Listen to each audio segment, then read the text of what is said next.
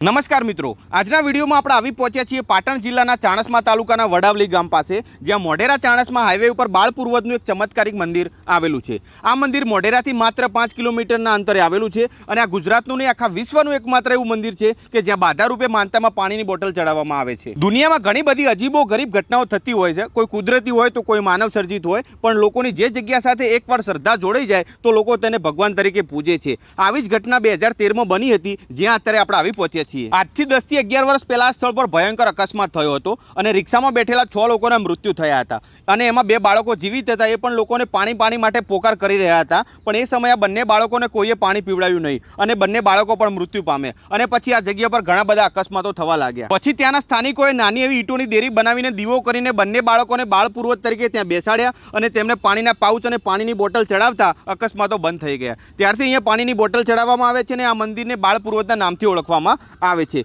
કહેવાય છે કે અહીંયા માત્ર પાણીની બોટલ ચડાવવાની માનતા રાખવાથી તમારા દરેક દુઃખ દૂર થાય છે। તો મિત્રો, આ હતું મોઢેરાથી માત્ર 5 કિલોમીટરના અંતરે આવેલું બાળ પૂર્વજનું ચમત્કારિક એવું મંદિર। તમે પણ મોઢેરા બાજુ આવ્યા હોય તો મંદિરના દર્શન કરવાનું ભૂલશો નહીં। વિડીયો પસંદ આવે તો વિડીયોને લાઇક કરી દો, શેર કરી દો અને બીજા આવા વિડીયો જોવા માટે આપણા આ પેજને ફોલો કરી દો। જય માતાજી।